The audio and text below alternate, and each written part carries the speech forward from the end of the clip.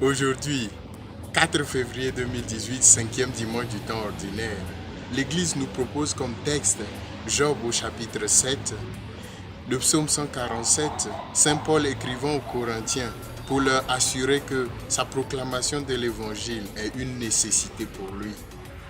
Et Marc qui continue de nous faire contempler Jésus. Jésus qui vient guérir la belle-mère de Simon-Pierre après sa prêche dans la synagogue. Le thème d'aujourd'hui, l'évangile au service de la dignité des êtres humains. Le proverbe chinois nous le dit, on ne devrait jamais attendre d'être forcé par la maladie pour s'arrêter et réfléchir sur ce qui compte vraiment dans notre vie.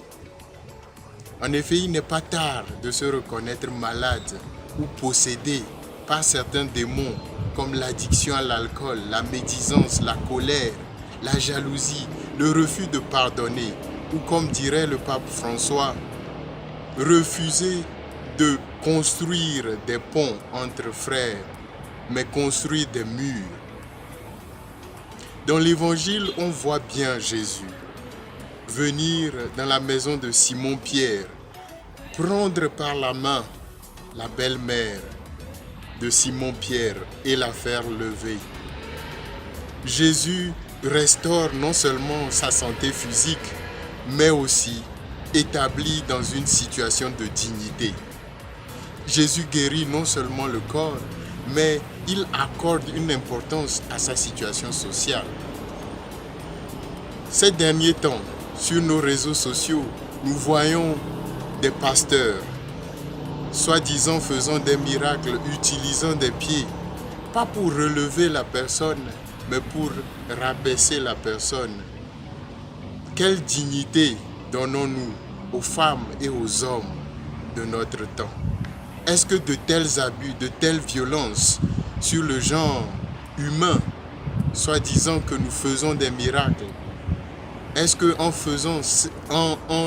agissant de cette manière, nous relevons les personnes qui sont abaissées? Quelle dignité donnons-nous donc aux femmes et aux hommes de notre temps? Est-ce que de tels abus sur le genre féminin ou les violences basées sur le genre relèvent l'identité de la femme? Qu'est-ce que je fais moi-même pour réduire les violences verbales, physiques, morales que je commets envers mes inférieurs?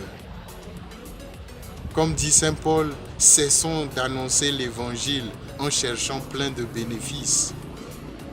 Soyons faibles avec les faibles, proches de ceux qui souffrent dans leur corps et dans leur esprit, en leur accordant juste notre présence et notre écoute attentive.